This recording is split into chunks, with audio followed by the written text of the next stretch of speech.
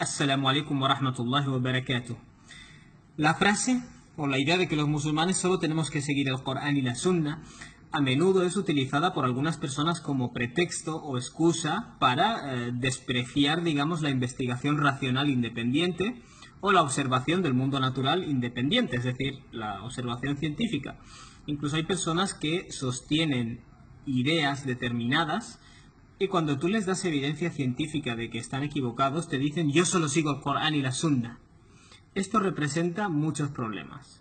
Por ejemplo, la gente que te dice que la Tierra es plana, supuestamente basándose en versículos del Corán. Cuando tú le traes la evidencia científica, te dicen, a mí esa evidencia me da igual, solo sigo el Corán y la Sunna. Aquí hay dos problemas. El primero de ellos es que lo que tú llamas seguir el Corán y la Sunna es seguir tu interpretación del Corán y la Sunna.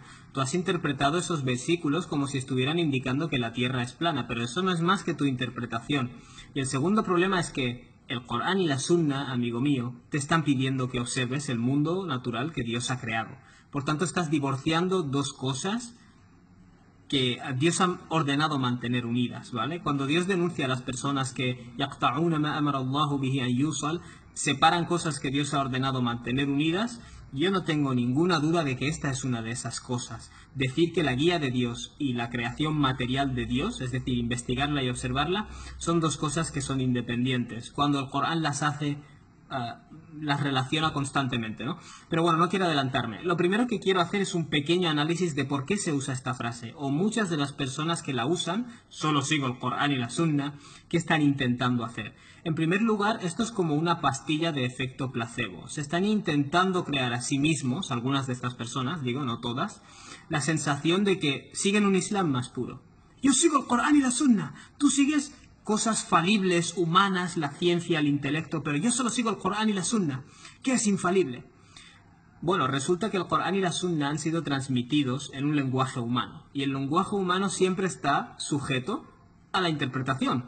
Por tanto, lo que tú llamas Corán y Sunna, que es tu interpretación del Corán y la Sunna, también es falible.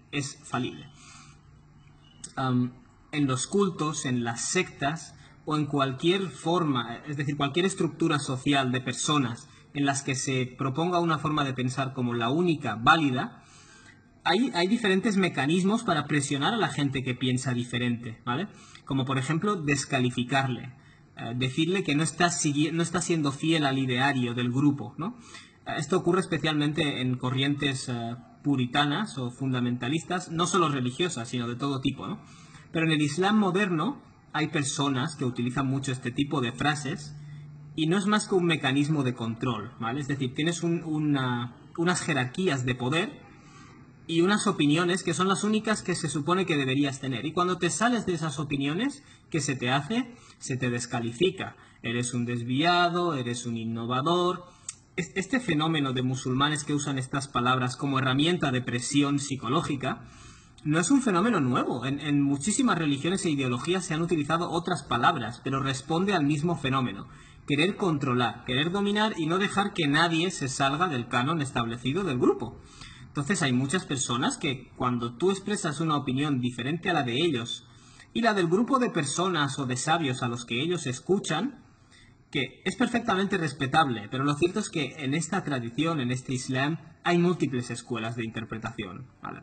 Entonces, cuando alguien sigue una escuela específica o un grupo de eruditos específico y contradices los puntos de vista que predominan en su grupo, ¿qué hacen ellos? Un análisis racional a ver las evidencias. Les da igual las evidencias, porque cuando tú sigues fanáticamente a un grupo, lo único que haces es como Dios dice acerca de los que se dividen en sectas, kullu hizbin bima ladayhim farihun. Cada grupo con aquello que le es particular viven esta excitación, ¿no? Este farah, esta emoción extrema, y lo defienden hasta el final. Entonces, ¿qué ocurre? Cuando no hay lugar para responderte racionalmente, se recurre a la presión psicológica. Estás siguiendo tus deseos, eres un desviado, eres un innovador, eres un murji'i, eres un mu'tazili, eres un shi'i, eres un... Estas palabras Hay gente sincera que las utiliza pues para clasificar, digamos, a las personas, pero hay personas que lo utilizan simplemente como una herramienta de control, como una forma de decir ni se te ocurra pensar diferente, ¿vale? Y parte de ese mecanismo de mantener este control y defender esa estructura específica o esa jerarquía específica está el decir que tú no estás siguiendo el Corán y la Sunna, pero yo solo sigo el Corán y la Sunna, ¿vale? Por tanto, quería dejar claro que esta frase, como muchas otras, tienen, es decir, aunque en un principio es verdad lo que se dice, tenemos que seguir el Corán y la tradición del profeta, se pueden utilizar más. Se pueden utilizar como herramientas para presionar al que piensa diferente, ¿vale? Porque yo sigo el Corán y la Sunna y tú no. Mi entendimiento es el correcto y el tuyo no. Da igual si tú me das evidencias. Es más, si me das evidencias racionales, las rechazaré porque no son el Corán y la Sunna. Que insisto, no es más que tu interpretación del Corán y la Sunna. Entonces, a lo que quería ir. Esta frase contiene, este uso de esta frase, contiene dos errores. El primero de ellos es la interpretación. El Corán y la Sunna están sujetos a interpretación, ¿vale? Y el segundo de ellos es el hecho de que el Corán y la Sunna te pide que no solo sigas el Corán y la Sunna. El Corán y la Sunna te piden que razones, el Corán y la Sunna te pide que investigues, que analices, y no te están hablando de cosas ajenas a la religión, te están hablando de cuestiones religiosas, y eso es lo más interesante, ¿no? En cuanto a las diferencias de opinión, algunos de los eruditos de los Salaf, los eruditos de las primeras generaciones, adoptaron diferencias de opinión en relación a cómo seguir el Corán y la Sunna, no solo en sus interpretaciones, sino en cómo seguirlo, ¿vale? Por ejemplo, el imam Abu Hanifa era muy estricto en que el hadith que no viene por muchas fuentes, es decir, el hadith aislado, no lo puedes poner al mismo nivel que el que viene por muchas fuentes o al mismo nivel que el Corán. Y, por ejemplo, él rechaza aceptar que una prohibición que te llega a través de un hadith aislado es una prohibición absoluta, ¿vale? Lo clasifican como makruh tahrimi, ¿vale? Es decir, algo que es preferiblemente que no hagas, casi prohibido, que luego, por supuesto, la escuela evoluciona y cambian las definiciones, pero quiero que entendamos que entre los salaf había diferentes formas de, por ejemplo, ver la sunna. ¿De dónde la sacas? ¿De qué tipo de hadices te tienes que fiar totalmente y de cuáles no? El imam Malik se fía tanto de la costumbre de la ciudad de Medina, porque los eruditos de la ciudad de Medina han heredado su conocimiento de los sahaba, de los compañeros, que él coloca eso por encima de un hadith que le llega por una sola vía, ¿vale? Si le llega un solo hadith por una sola vía, pero la costumbre comunal de Medina, que es una forma multitudinaria de transmitir la sunna, lo contradice, se queda con eso. Sin embargo, este principio no lo siguieron otros eruditos. ¿Por qué estoy diciendo esto?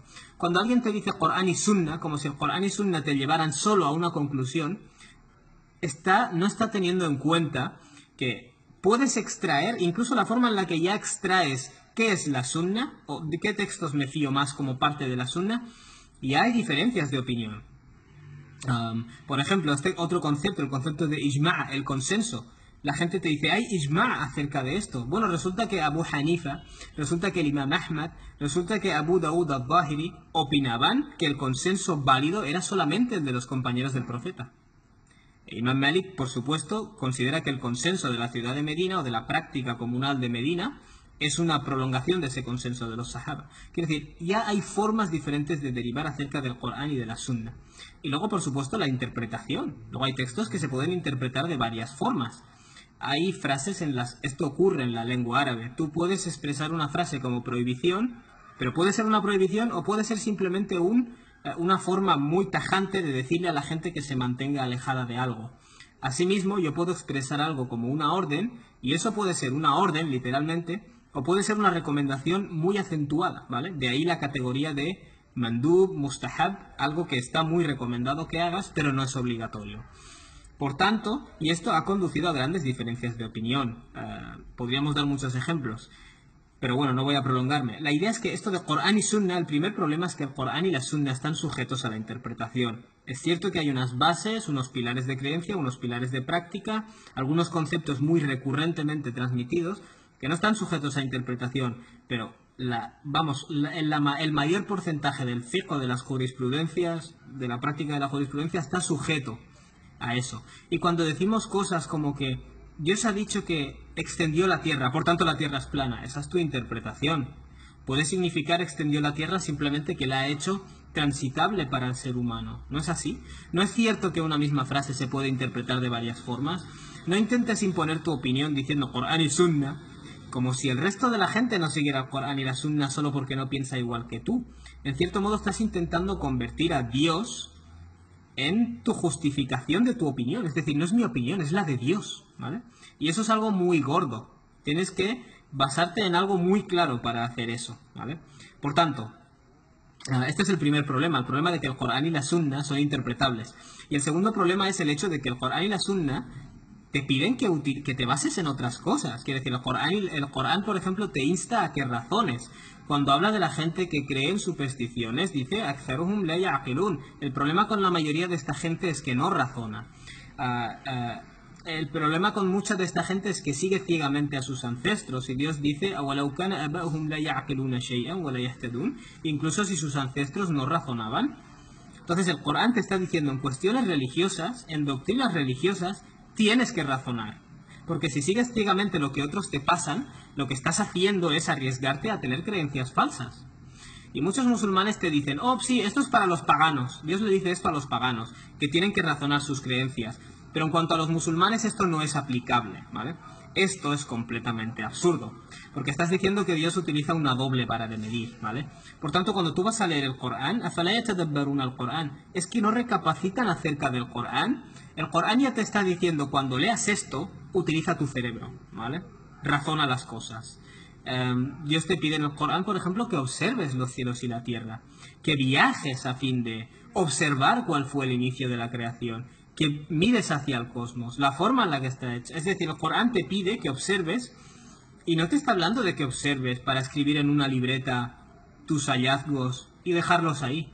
Te está hablando claramente de cuestiones religiosas. Tienes que observar el mundo natural para corroborar la verdad del Tawhid.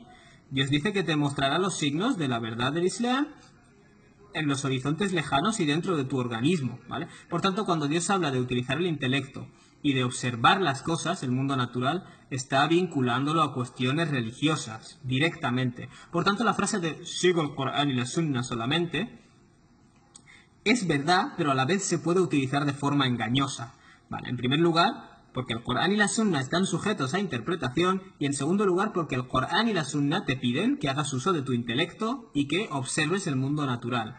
Lo digo porque habrá personas que cuando les traigas una conclusión que es el producto de un razonamiento te dirán no sigo la opinión, no sigo el aql, sigo el Corán y la Sunna. Pues bueno, el Corán y la Sunna te piden que sigas el aql, así que estamos volviendo a lo mismo. O habrá gente que te vendrá y te dirá a mí me da igual lo que diga la ciencia, como si la ciencia fuera una secta. A mí me da igual lo que digan los miembros de esa secta, ¿no? La ciencia es un método público. Todos podemos testar los datos y falsificar teorías, ¿vale? Por tanto, la ciencia no es más que la observación del mundo natural, pero metódica y testando las cosas y comprobándolas una y otra vez, para asegurarte de que hay un alto grado de fiabilidad en lo que estás diciendo. No me puedes decir que esto es ajeno al Corán, yo solo sigo el Corán y la Sunna y a mí esto me da igual. Si la ciencia demuestra definitivamente, por ejemplo, que la Tierra es redonda y tú insistes en que es plana basándote en tu interpretación de algún versículo del Corán, no me vengas con el cuento de que el Corán basta. No es el Corán, es tu interpretación del Corán. Y me parece casi blasfemo cuando hay evidencia externa en la creación de Dios, porque esto no es la creación de Zeus, es la creación de Dios. En la creación de Dios hay evidencia externa suficiente que demuestra que algo es verdad.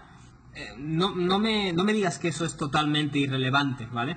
Por tanto, quería dejar claro esto. A muchas personas se nos intenta bloquear el camino de la investigación racional y científica diciéndonos que solo tenemos que seguir el Corán y la Sunna. En primer lugar, quien te demanda esto generalmente te está pidiendo que sigas su interpretación del Corán y la Sunna, y en segundo lugar, dentro de su interpretación del Corán y la Sunna está violando el contenido del Corán y la Sunna cuando el Corán y la Sunna te dicen que tienes que razonar y que tienes que investigar y que tienes que observar el mundo natural. Así que cuidado con estas frases porque algunas de ellas son verdad, pero cuando se convierten en una excusa para controlar, para imponer una opinión determinada y para impedir que analices las cosas, entonces se están utilizando de forma, si se me permite el uso del término, blasfema, ¿vale? Wassalamu alaikum wa rahmatullah.